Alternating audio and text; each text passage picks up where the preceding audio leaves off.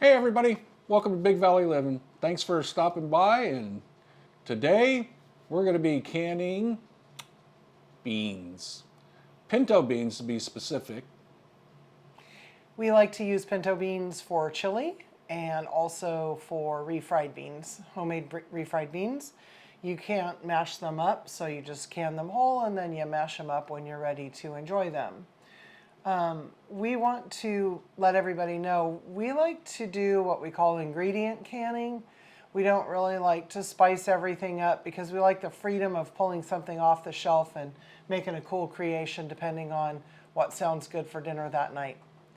That's right, because if we did this where we thought, oh, we just want to have it for refried beans, well, then they're really no good to make chili out of. And so by doing ingredient counting, we're able to make whatever we want out of whatever we can. We also have the ability to use no salt or to regulate the salt that we put in there and just put a teeny bit. And this will be our second time making pinto beans. We learned some lessons the first time and we should go over those real quickly. In the Complete Guide to Home Canning from the USDA, we get this recipe on page 4.5 and 4.6. It's pretty straightforward, but when you do the quick soak method, they have you, you'll see what we do. But the second time that you boil it, they want you to boil it for 30 minutes. Then we're going to pressure can these for 90 minutes. We found that by doing the second boil for 30 full minutes and then 90 minutes in the pressure canner, we really had a mushy product, and it wasn't horrible, but the beans didn't stand up to the process. If you're going to make refried beans, it would be great. Kinda. However, it gets pretty unusable. Yeah. So we found that we do the initial, boil for 2 minutes, let it sit for an hour, because those beans will take and absorb all that moisture in there, and then go through all the steps. But the second time we just bring it up to a boil and then we're ready to can, because if you boil it for the extra 30 minutes, that's just way too much. It's just unusable. But anyway, let's talk real quickly about some canning safety tips. Modern guidelines state that if you're going to be canning for over 10 minutes. 10 minutes, you do not need to sterilize your jars. However, we do. We still do that. So we are going to wash our jars in hot soapy water and check for cracks and any kind of imperfections. If we find them, we're going to put it off to the side because we don't want to have any problems with our canning or with the integrity of the jar. We're also going to clean off brand new lids that we have. We are not going to reuse our lids, and we do not think that you should either, quite frankly, unless you use a brand like Tatler, which are designed to be reused with their seals. And if you're interested in that, let us know, and we could maybe do a video on that segment with using Tatlers. But we're going to just use the regular lids that you get at the store. And more than sterilizing the jars, we're really trying to get them hot, because hot jar, hot product, hot canner tends to help with a siphoning issue or anything if you have something that's a little bit cool. So it's not necessarily for sterilization, but it's to get those jars nice and hot. Yep. So this is what we call a hot pack if you're new to canning. Beans are really one of the easiest things to can, and you will notice a difference in the taste and texture if you can your own beans. I don't think we'll ever go back to buying big box store beans again. That's right. We choose what goes in there, not somebody else. So we know exactly where they came from and what went into them. So I like that. So off we go. We'll see you in the kitchen. Well, the first thing we're going to do is we're sorting our beans, okay? So we're going to do this in little batches, and I want to show you a few things that you're looking for. This is a clinker. It's wrinkly, it just doesn't look like something you would want anyway, so we're going to put it into the clinker bowl. And it's going to take a few minutes to go through those. Another thing I want you to see that we're going to reject is going to be any beans that are split. That's just going to be a big mushy mess, so get rid of them.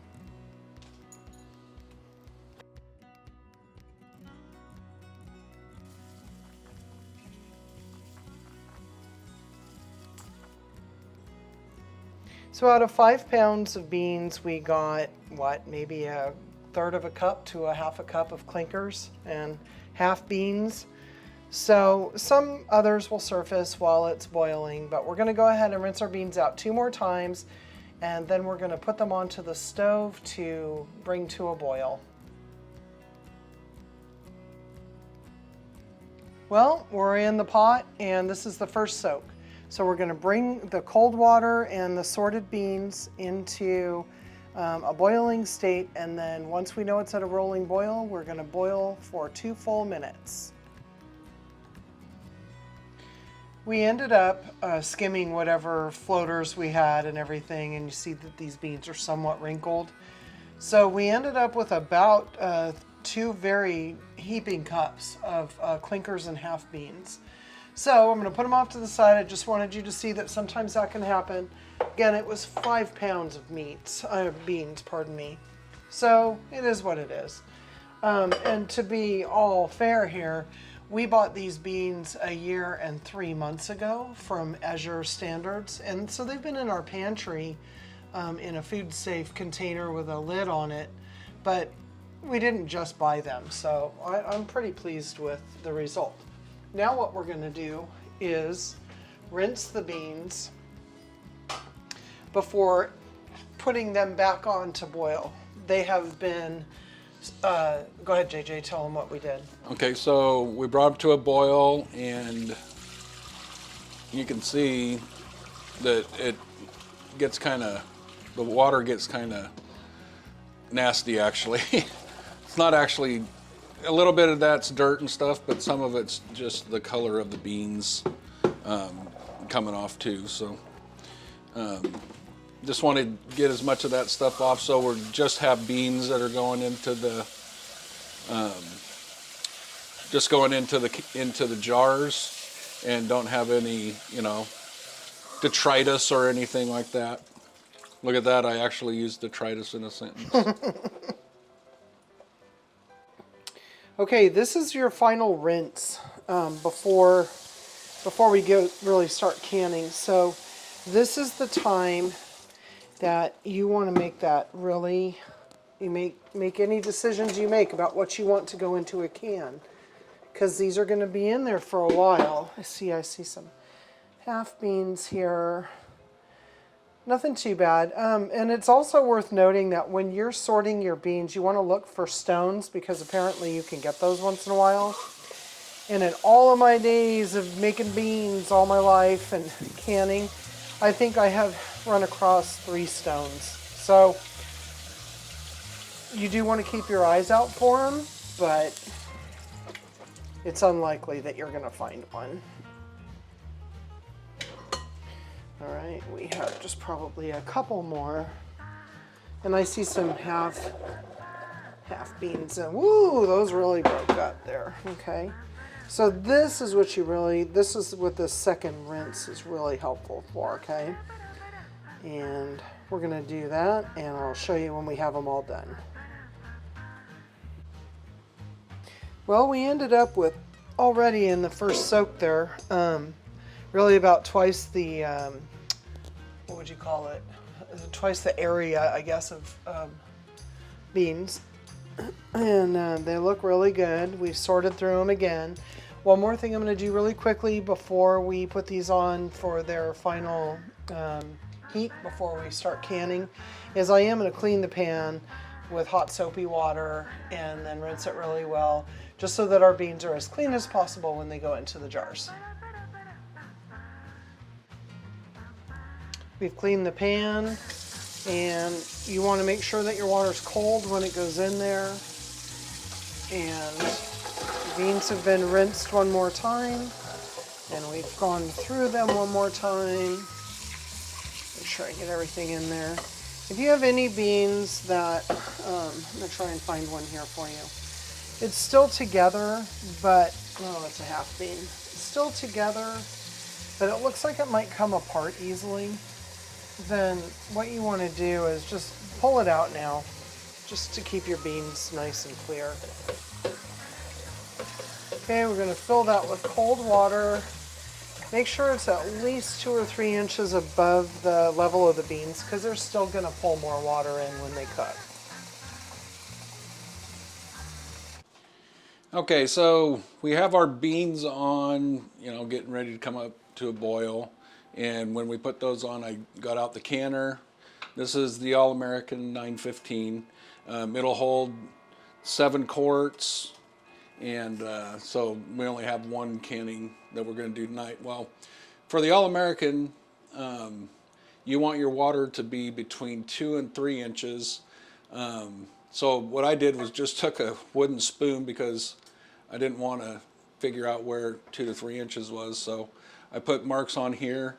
And since we're going to be going 90 minutes, I wanted to have it pretty close to that, pretty close to the full mark. Go in.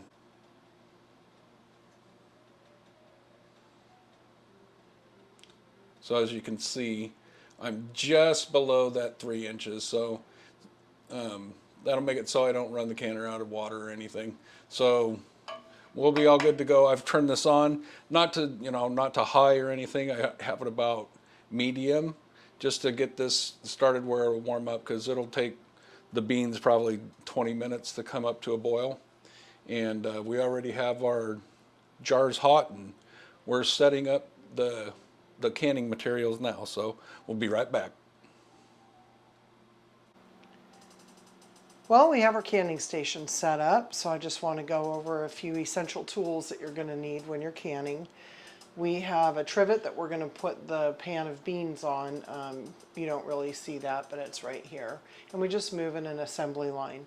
We have a scoop right there that you can use to pull the beans out without pulling juice from it. And then I use this little tool to make sure that I don't have to touch the hot jars. We have a jar right over here, and then that's the funnel that we'll use, and we just keep it on that jar, which is also clean. For debubbling beans, I tend to like to use a chopstick, so we have a bamboo chopstick. I also kept a wider one off to the side just in case I want to use it. We have a small bowl with distilled white vinegar in it that will be used to clean the rims of the jars after we've filled them. We have a magnetic tool that will lift the clean lids from the lid holder and put those onto the jars after we've cleaned the rims. And then finally, in the background closest to the stove, you see a jar lifter that we'll be using for moving the jars from the canning area over to the pot. It just made me think I need to go get myself some rings and get them cleaned and ready to go. Good point. One more thing to note, we have 2 electric kettles with filtered water that are ready to start boiling. We do not use the juice from the cooked beans. We like to have clear product in the shelves. So we will end up using clean, filtered, boiling water to fill the balance of the jars after we put the beans in. So we have moved the beans from the stove. We've brought them to a boil. And again, this is how we do it because we really don't want really cloudy beans. The canner has hot water in it, and we have actually put our clean jars into the oven at about 250. 235. 235 to get them nice and warm so that we have our hot food, hot water, hot everything going into the hot pack here. So you'll get those out and then I'm going to start the process. All right. You can put up to a teaspoon of salt in a quart jar when you're canning beans. You could also put your dry spices in. We've already talked about that. We like to keep ours as plain as possible.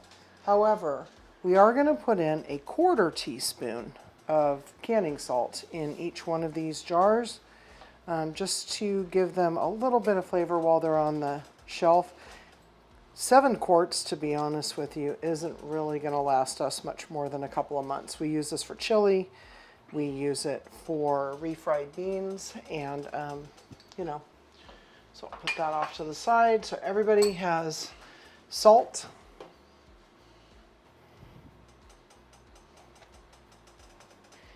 And I'm curious to see how much this yields, because we always tend to get a lot more than what the guidelines say we're going to get.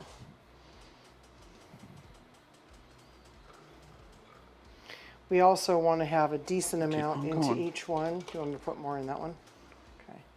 So we want to have a decent amount of beans in each one. We kind of undershot it the first time we did these, so we don't want to do that again. That's about good. Like that? Okay. Yeah, probably there, and we'll see how all of that goes. Not sure why I'm hoarse. We do have a few split beans going in. That's going to be unavoidable, especially if you've had the beans in your pantry longer than a few months. So that's just something that you're going to get. Even commercial beans are going to have that too. We just aim to get as much as we can as clean as possible. And Leo is over there. I think he sees the steam or something, but he does say hello. And you notice I'm not cleaning any of the jars off or topping them off with water yet, because we want to have an equal amount of the beans into each jar prior to topping them off and calling it good. I'll put just a tiny bit more in that one. I think maybe if you take and put 2 big ones, that's okay. Just put like 2 big ones per, and then we'll go through and see where everybody else is.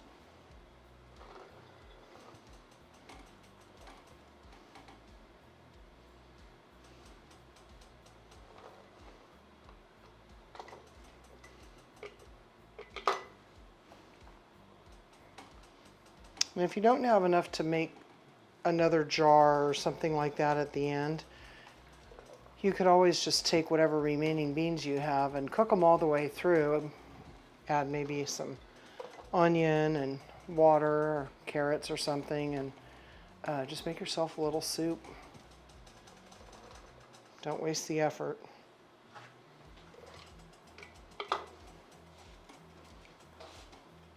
This might be just the right amount.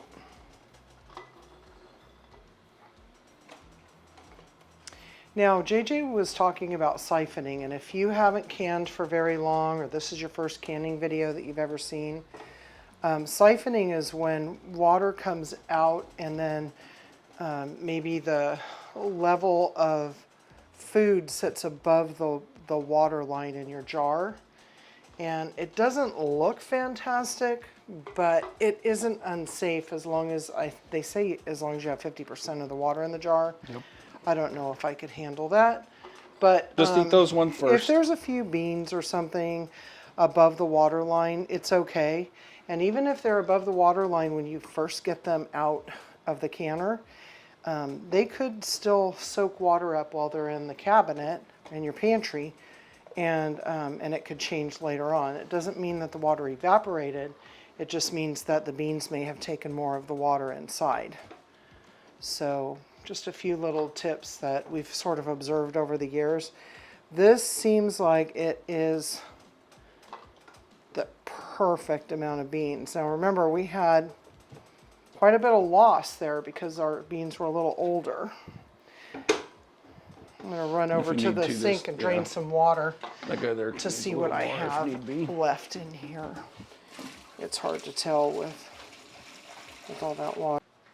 So this time we're trying to do all 7 at the same time, because sometimes you end up, if you do them one at a time, one has a whole bunch of beans in it and you get to the end and there's hardly any left. So since we were supposed to get 7 quarts. And we put more beans in it than we normally do too. So this is somewhat experimental.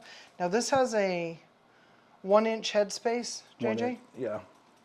So 1-inch headspace basically means that you're going to go right where the lip of the jar meets the body of the jar, if you will. The bottom You line. can also use a tool that comes with most canning kits that I haven't used for so long. I can't find it. There it is. It's worth showing people who haven't canned before. So 1-inch headspace would be, you put that there, and then the water comes to there, and then if you can see, it's right there where that jar is, okay? We have 2 kettles to make sure that we don't run out of water when we're canning this way, because again, this is the way we prefer it. We will run out like there. Yep, always do. Okay, now just top that off. Keep the other water handy because after you debubble, it is very likely that you're going to have water settling in the beans as well.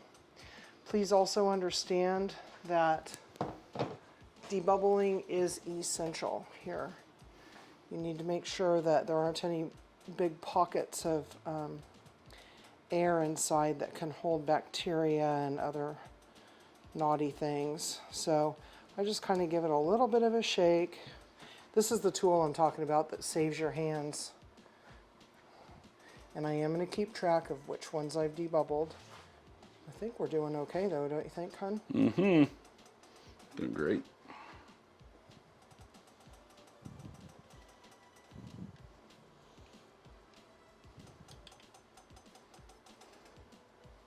This is the only hard part about doing everything at one time too, is that you have to maneuver around.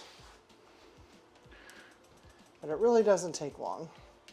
Go ahead and let me top these off and then go ahead and put the lids on, okay?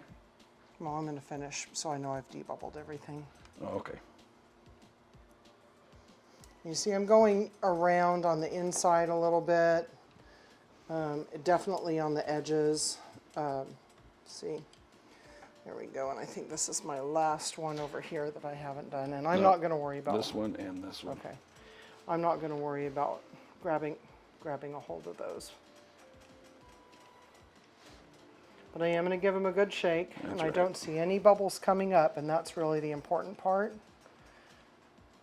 And this is where that chopstick just comes in handy, because you can get around and make sure that you have touched more than just a couple of little spots on the jars. So I'll get these. Once he tops those off, I'm going to go ahead and clean the rims. And we'll put the lids and the bands on, get them into the canner. Looks good. You don't want to have anything between your jar and your lid, because that will create, if there's any debris, you won't get a good seal, and you don't want to do that. And then I'm going to go fingertip tight. I'll tighten these down a little bit more after I've gone through everything. Not too much, but. And beans do have starch on them, so you do want to make sure that you don't miss this step. If you just wipe all those, then we can come through and do that. What do you think? I don't know, this is how I do it, so I gotta do it this way. Okay, we'll try it JJ's way. I was just saying then I could help. Yeah, you could. These are really clean, guys. I'm not seeing any starch or anything. Just check your paper towel as you're cleaning to make sure you don't see anything. It's a pretty clean can as far as it looks, doesn't it? Yeah.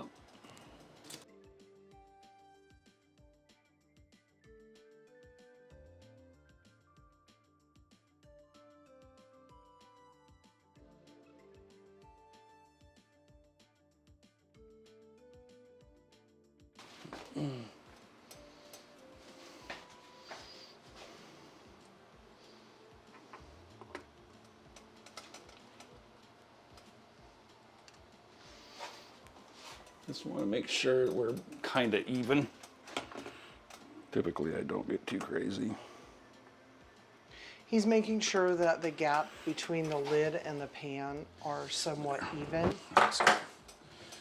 Okay, so you line up this arrow here and then try to make it as even as you can, and then take the Opposite ends. the wing nuts opposite each other.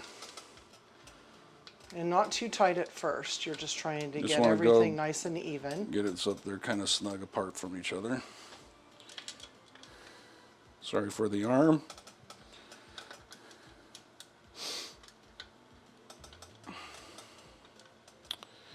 And then just go through, just tighten them down. You don't have to crank on it like you're, trying to save somebody's life. Just nice and snug. That's it. We'll turn this bad boy up to high, and we'll watch for steam come out of the petcock here, and off we'll go. Okay, so this thing might spit and spurt a little bit, but we have a pretty good stream here, you can see.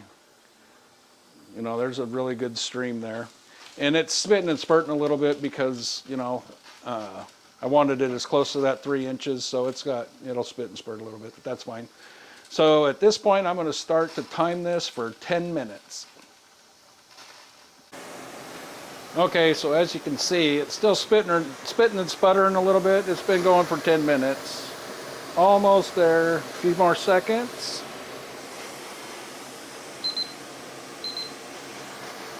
And what I'll do is take this to 10 pounds, which is right here by my thumb.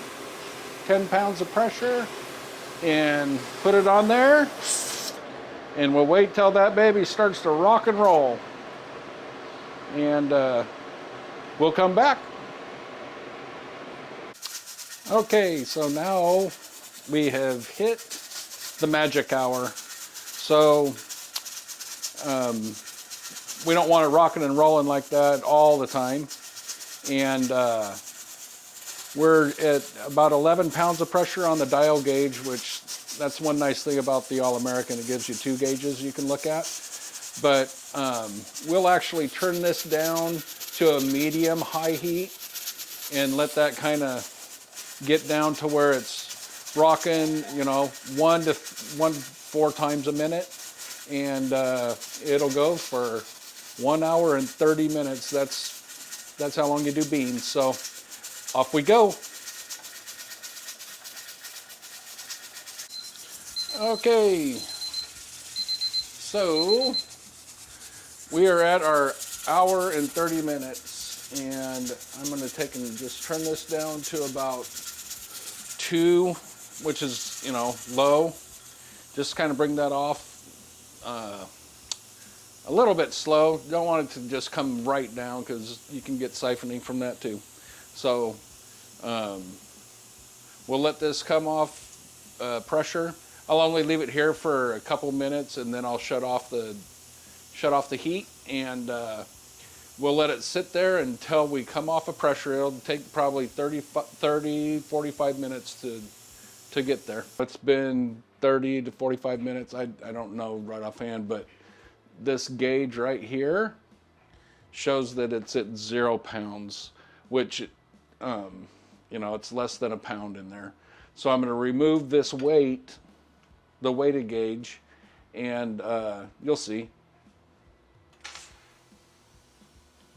That's not 0 pounds, but it's close enough.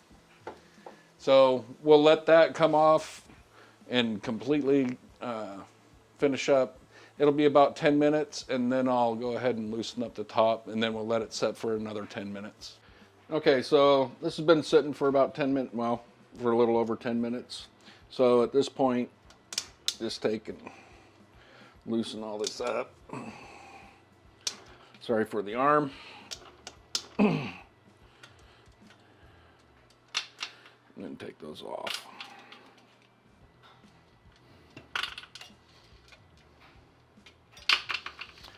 Now this will never open. It never does. Nope. So my killer hammer right there. And really, it's just enough to give it just a little something something to get it moving.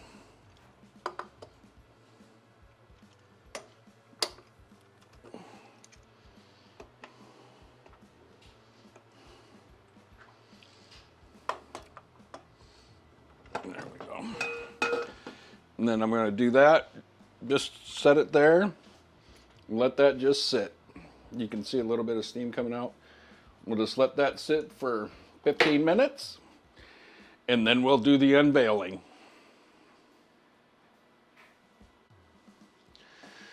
All right, so it's been 15 minutes. Open that from you. Of course, I'm not very good at that. But at this point, that looks pretty good.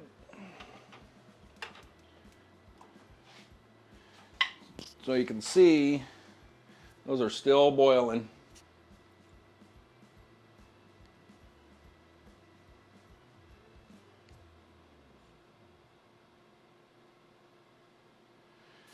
Those look pretty darn good. Yeah, there's a little bit in the, yep, got a little bit of siphoning. So as you can see, these will be eaten first.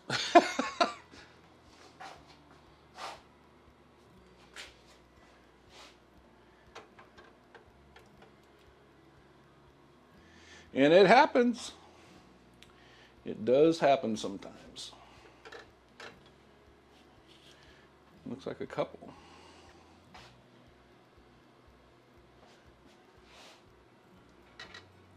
Looks like those two. This one a little bit.